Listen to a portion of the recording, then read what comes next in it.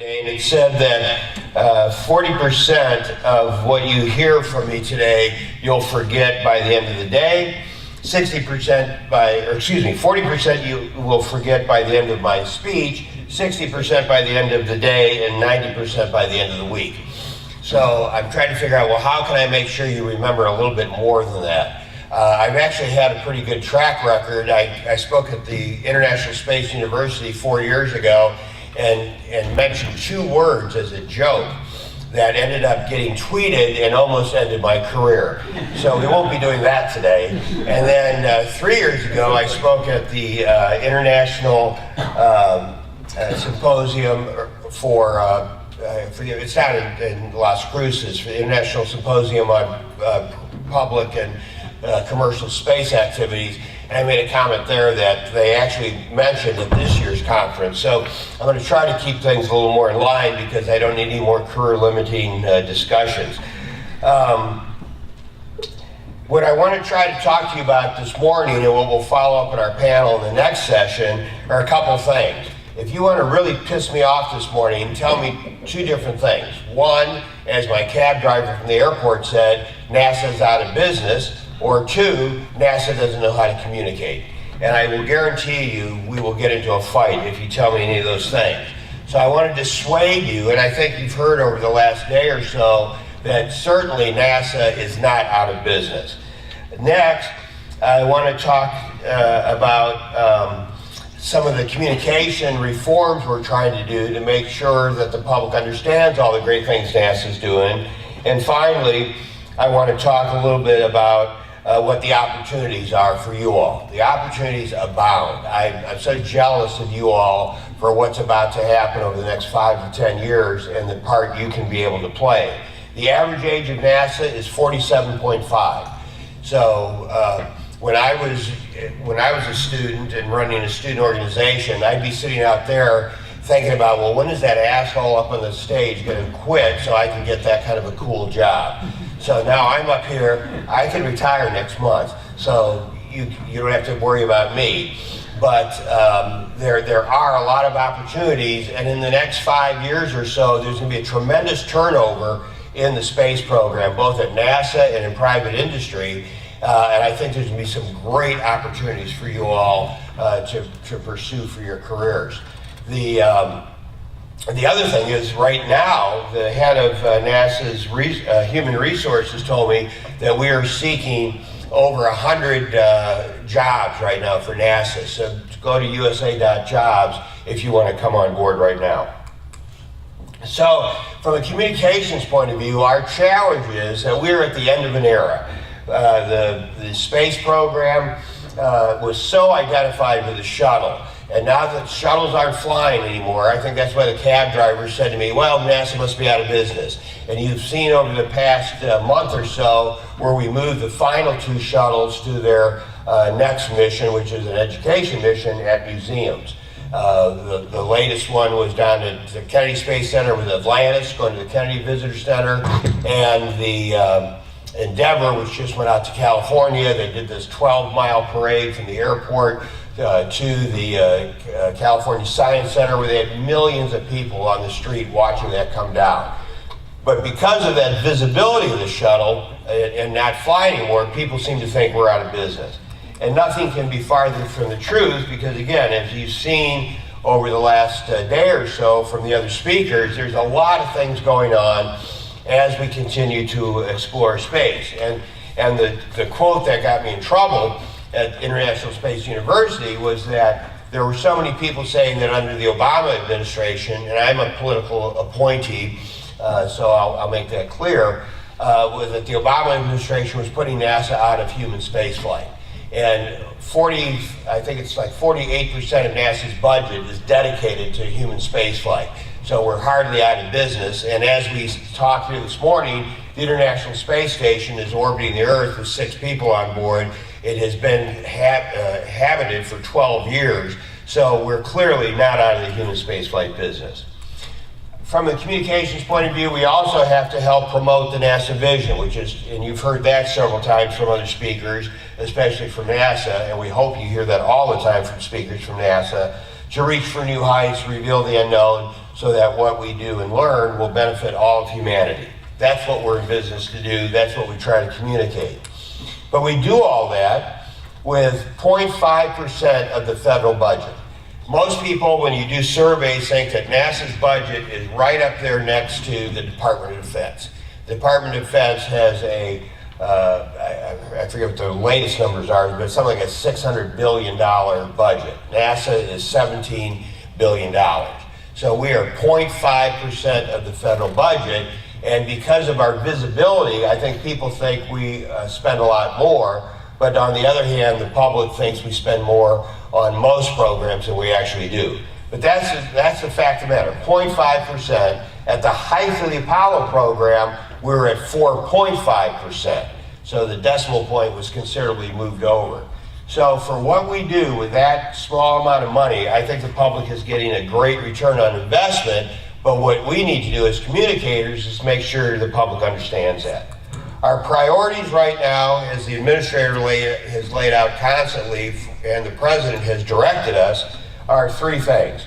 We are supposed to fully utilize the International Space Station as a research facility, and along with that, and at the same time, is to help promote a commercial space industry. And we're doing that with companies such as, what you see in the bottom there, the Dream Chaser from Sierra Nevada. You all know about SpaceX and their great success lately. And then, as Chris just mentioned, Orbital Sciences, which will soon be launching out of Wallops. So that's priority number one. Number two is developing the Space Launch System.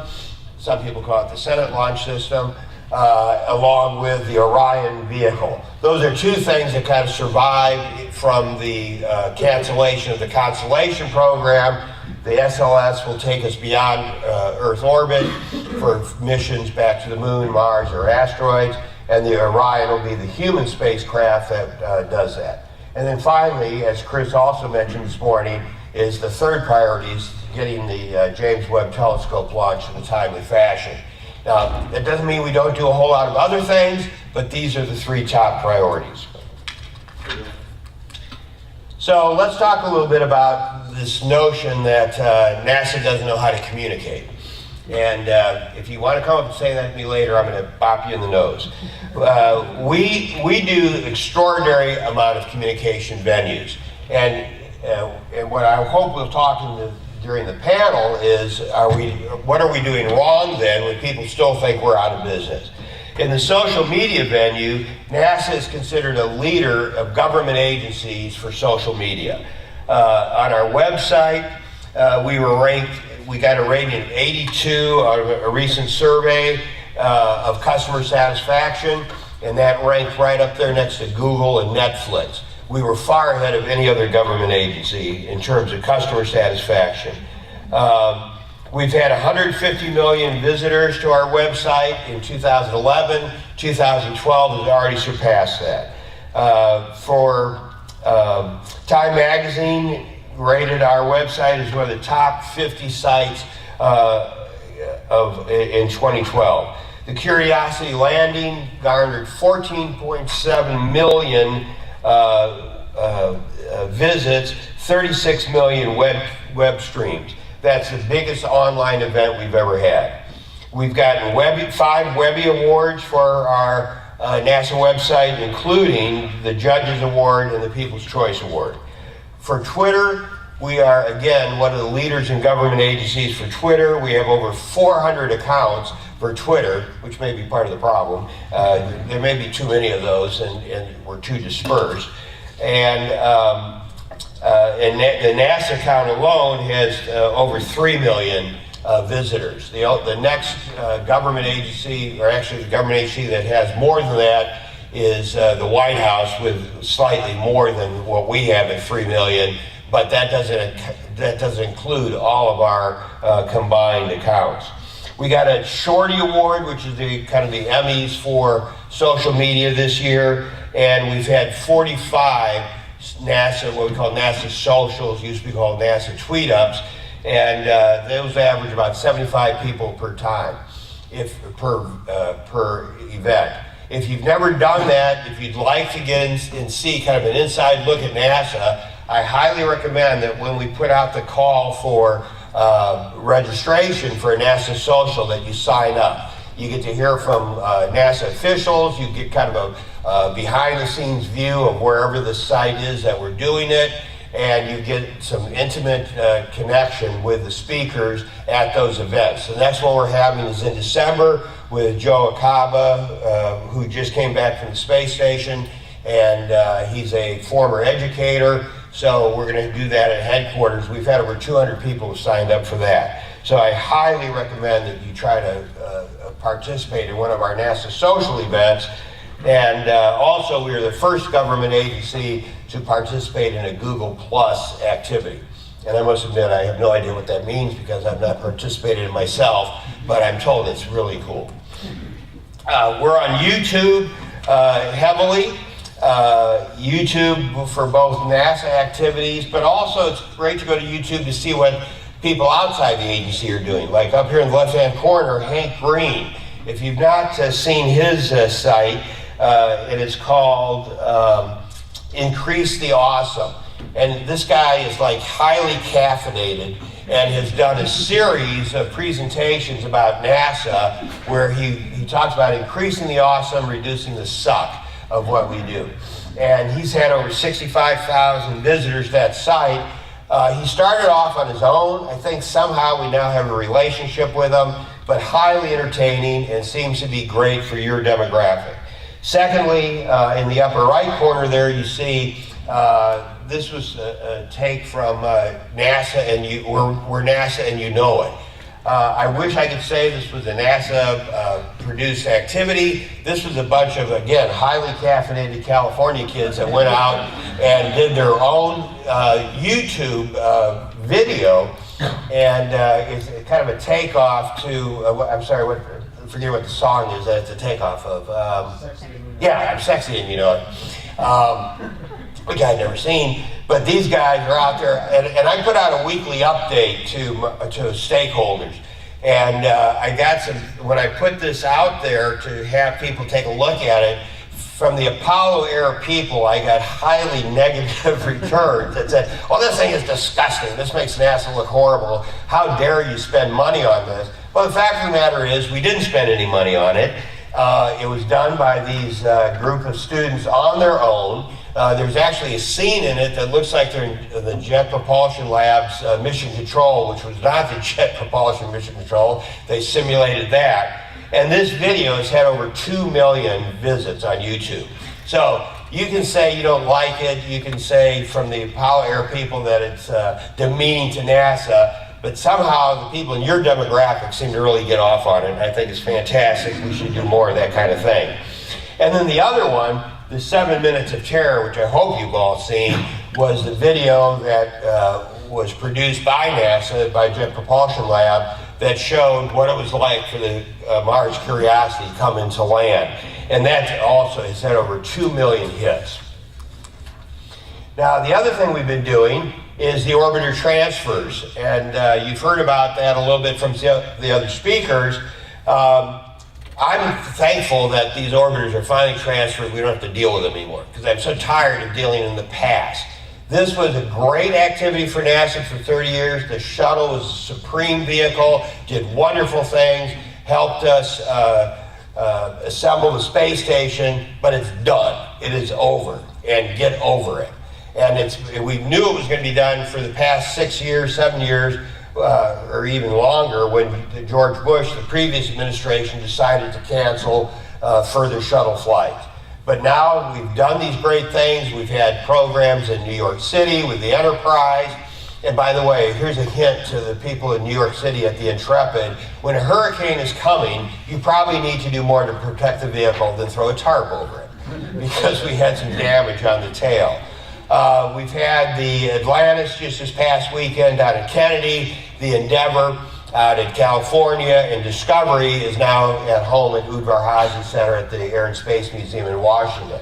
Those were all great events. They brought out thousands of people. In the case of the parade in New York, or in Los Angeles, it was over 1 million people.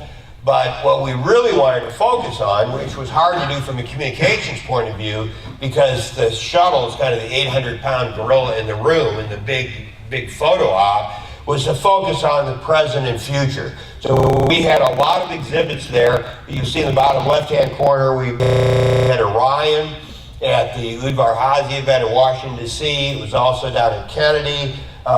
This is on the bottom right is the Dragon capsule at the Kennedy Center. At Kennedy, we had the Dragon, the Boeing vehicle, and the Dream Chaser were all there to show what the future is going to be like.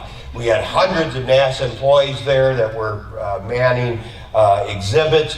So we use this as an opportunity to talk about our current and future activities. We've had, through communications, we do a lot of multi-center collaboration.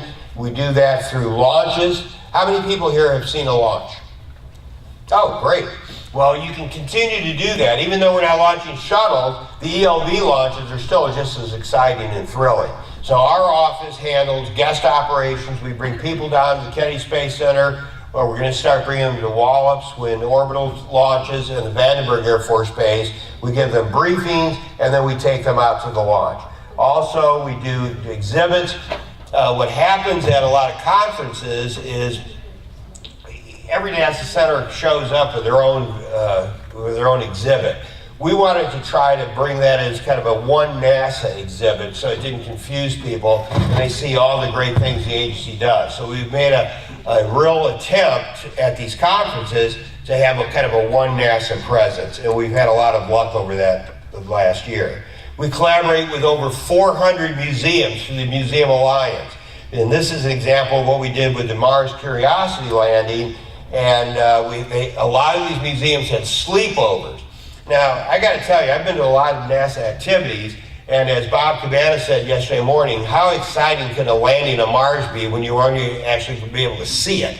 Well, hundreds, thousands of people around the country went to museums. They had sleepovers, they had presentations, and they were there when Curiosity landed, and all they heard was the feed from the Jet Propulsion Lab. I led the one at headquarters. We had a full auditorium, over 300 people, and it was absolutely thrilling. And as I said, you didn't see anything. All you heard was, the Curiosity has landed. It was a really big deal. We have Space Act agreements and activities with groups like Third Rock Radio. Have any of you listened to Third Rock Radio? Please do so. It's an online music activity. They broadcast current music that's kind of to your demographic, and then they intersperse that with news about NASA. And they show up at our conferences. They've done things with the International Space Station, and they do both. I kind of wish now I'd forgotten about it. I should have had them come to this conference, and then you could have been interviewed by them and talk about your interest in space. So Third Rock Radio on the website. You can look at it on, I think, NASA. You look at our main website on the Connect section and try it out sometime. We have a Space Act agreement with Lego. Lego bricks in space, and we've actually taken Legos up to the space station. You see in the upper right-hand corner there where they assemble the Legos into a space station. But we have these events at the Kennedy Space Center, and they'll come and they will dump thousands of Legos on the floor. And students or kids and their parents come in, and I have a hard time with Legos even with the instruction. These kids go in there, they have 1 hour to dive into the pile of Legos and create what they call launch the future. And so they do all these different things. In the bottom left you see they produce rockets, space stations, rovers, airplanes, mission control centers. And they do that by diving into these piles, find the pieces they need, and then create these wonderful pieces. And down in the bottom right corner, Lego even created 3 figures for the Juno mission. And those are historical figures. So we've got a great relationship with Lego. They have a legospace.com website, which is an educational site. And anytime I tweet about Lego, it is the most retweeted thing that I put out there, which is amazing to me. I think I put out a lot of interesting things, but Lego is clearly the thing that is tweeted the most. Angry Birds, you all know about Angry Birds. We have a relationship with them. You see in the upper right, Don Pettit used Angry Birds as a way to explain physics to students. And that's a great, you can look that up online and see how he did that. Angry Birds has had over 100 million downloads since it came out. We think that may actually be passed by, it's either this past week or this coming week, they're going to do a Angry Birds with Star Wars. So we may be passed up by that. So Angry Birds is a wonderful way to reach out. Again, they've got things on their website that helps us communicate about space. The thing we're trying to do now, another thing we do is a lot of celebrity engagement. You've seen Colbert. He actually got behind us when we were renaming one of the elements of the space station, and he got so many friggin' people that responded that we were in a bad spot of, well, do we really have to name one of the modules Colbert? So we made a deal with them that said, you know, our international partners probably don't understand who you are. Instead, we named one of the exercise devices that are on the space station after Colbert, and it comes complete with its own patch. It's got his face inside of an astronaut running on a running track. So, but he is a big, he and John Stewart are big space fans. They constantly have NASA people on their shows. Mike Massimino's been on there a lot. Mike Massimino's also been on, did you see the recent episode of Big Bang? They had a whole storyline about one of the characters going to the space station. Alex Trebek from Jeopardy, he did a PSA for us. Jim Cameron, my young friend there in the middle, Nora Jones, who sang at the congressional ceremony for congressional gold medals for the astronauts. Then she came over to headquarters and did a PSA for us. And I can't see who's in the bottom right. This crazy screen here keeps going blank on me. Oh, the guy that did Scorpion King, Dwayne, whatever his name is. So we get a lot of people that do that. Luke Wilson just did one this past weekend down at the Kennedy Space Center. So that's nice, and then we make those available to television shows so they can show them at 3 o'clock in the morning when nobody's watching. The other thing we're trying to focus in my office is moving from vicarious observation of space to actually participation.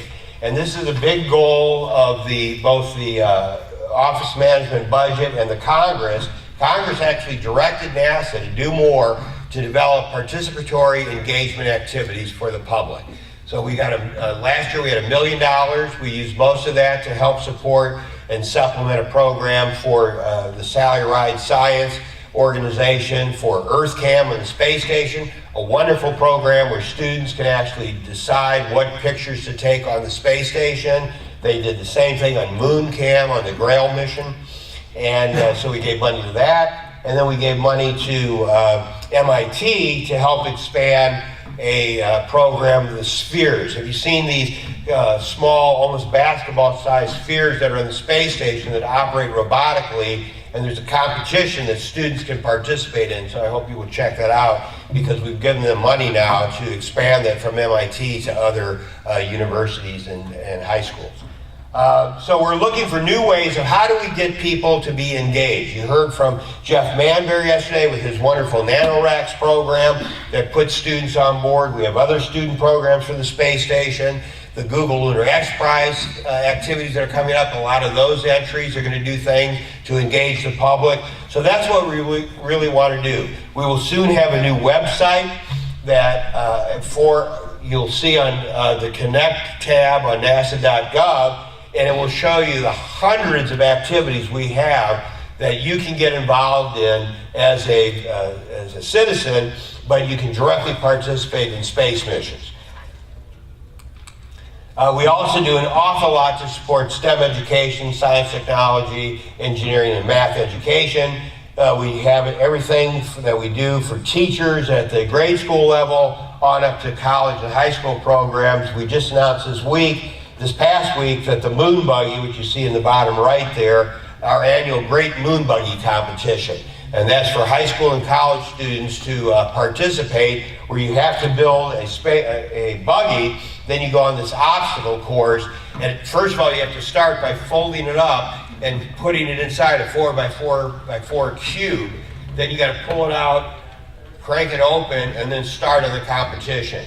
And you see these wonderful, innovative ways that students, sometimes they're back to back, sometimes there's one behind the other, sometimes they're side by side. This has turned into an international event, and I don't know if it was last year or the year before, I think Puerto Rico ended up winning both the high school and college level.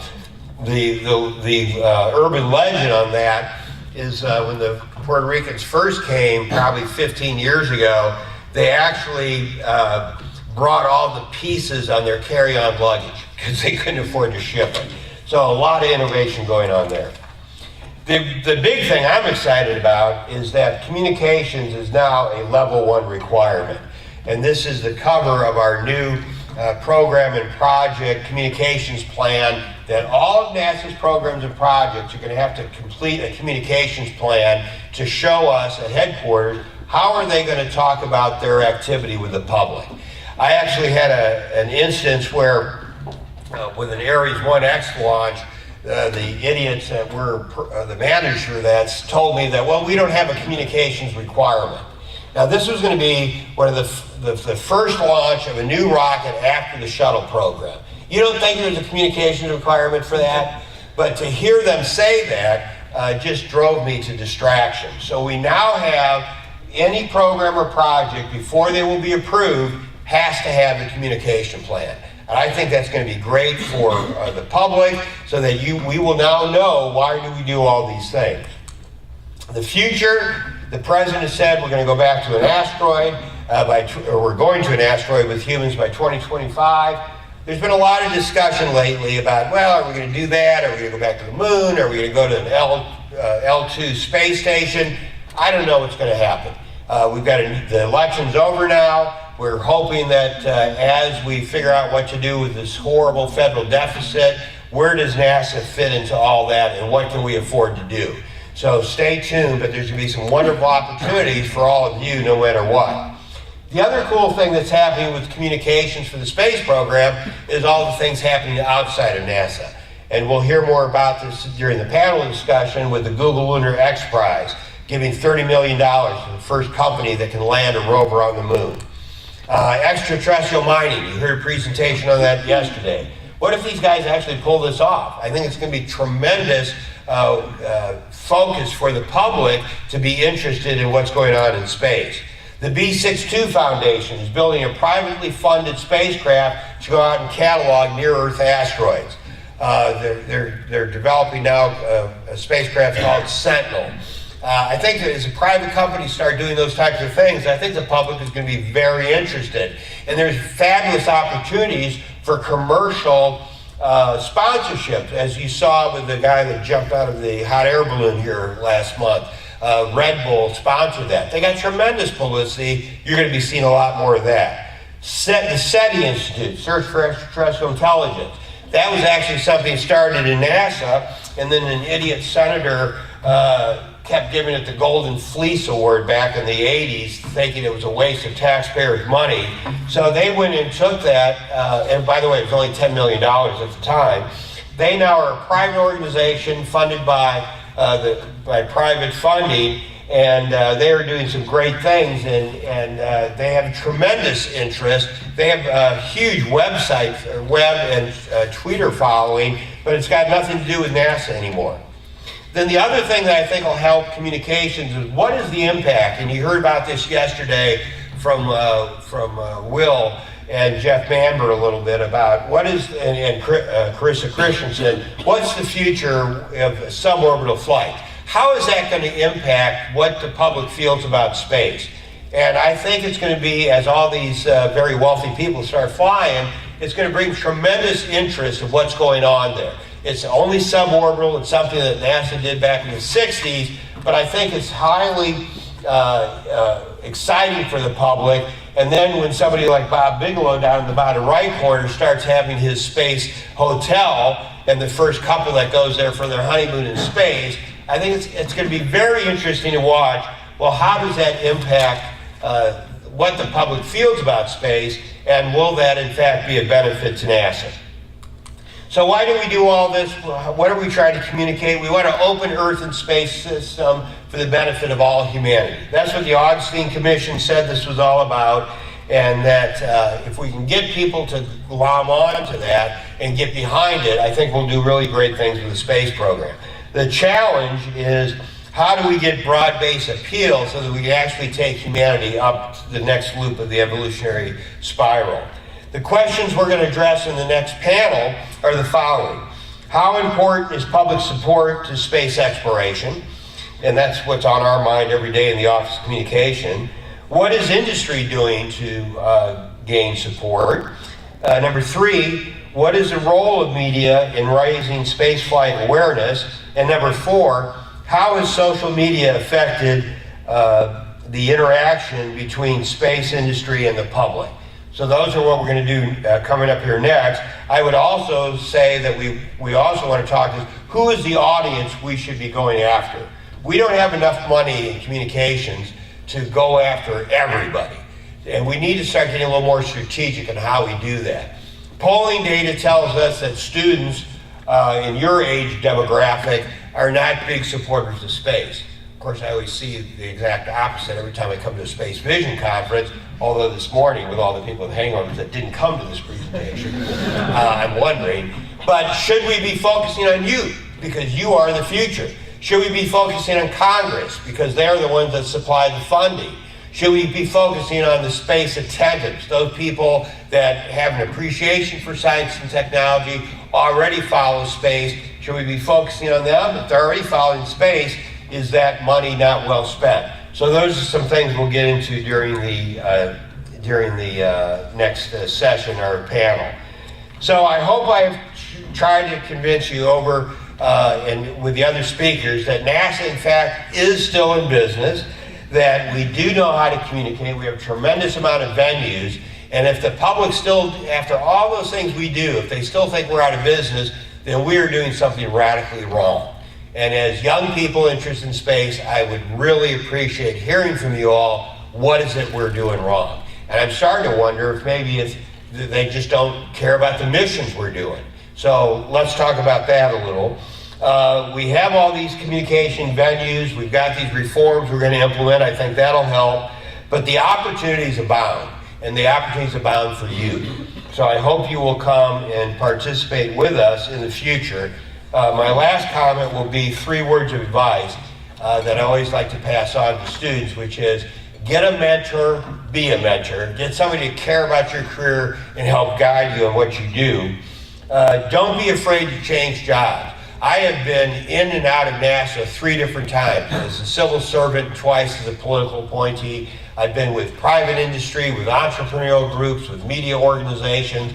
I've bounced around a lot, not because I couldn't hold the job, but because I wanted to experience the full range of the aerospace sector.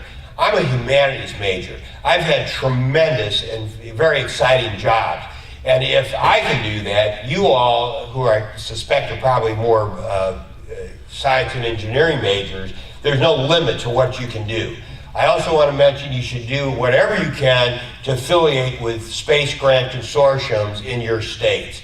They get money from NASA to help promote public outreach. It's a great way for scientists and engineers to start learning how to communicate, and there's many opportunities for funding to do the things you want to do. And as I said, the average age of NASA is 47. We still have people from the Apollo era there. They can't last forever.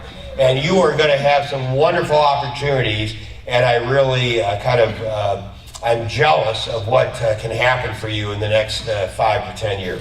So with that, we'll see you in orbit, and we'll get ready for the next panel. By the way, I tweet as Space Art Al. My side thing I like to do is art, so feel free to follow me, and you'll learn all kind of cool stuff about the space program. So let's maybe take just a brief break to get our panel up here, and we'll start the next session. About some of the communication reforms we're trying to do to make sure that the public understands all the great things NASA's doing.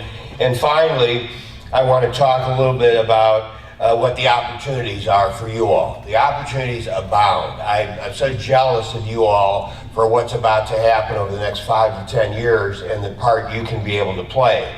The average age of NASA is 47.5.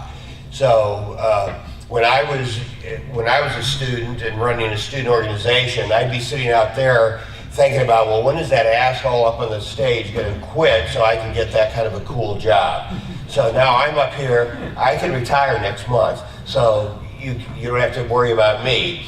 But there are a lot of opportunities, and in the next 5 public and commercial space activities, and I made a comment there that they actually mentioned at this year's conference. So I'm going to try to keep things a little more in line because I don't need any more career-limiting discussions.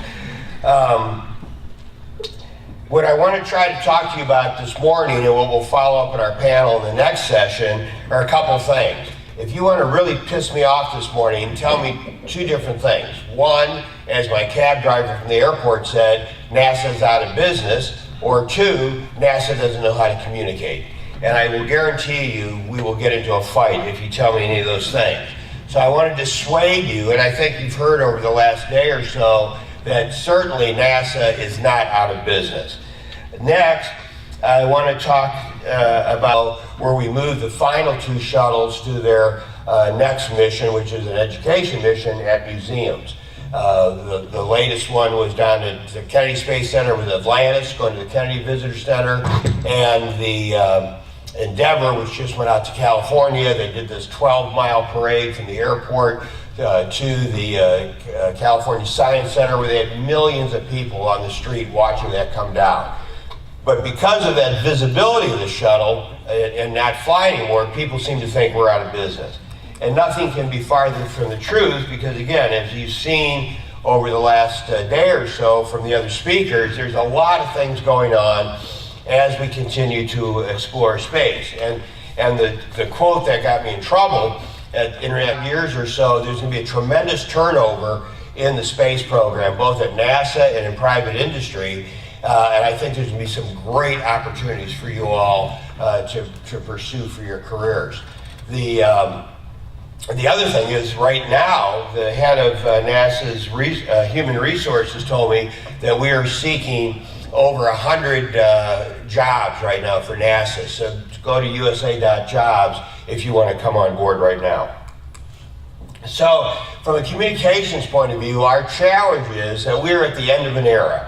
The space program was so identified with the shuttle. And now that shuttles aren't flying anymore, I think that's why the cab driver said to me, well, NASA must be out of business. And you've seen over the past month or so, and it said that 40% of what you hear from me today, you'll forget by the end of the day. 40% you will forget by the end of my speech, 60% by the end of the day, and 90% by the end of the week. So I'm trying to figure out, well, how can I make sure you remember a little bit more than that? I've actually had a pretty good track record. I spoke at the International Space University 4 years ago and mentioned 2 words as a joke that ended up getting tweeted and almost ended my career. So we won't be doing that today. And then 3 years ago, I spoke at the International Symposium it's down in Las Cruces, for the International Symposium on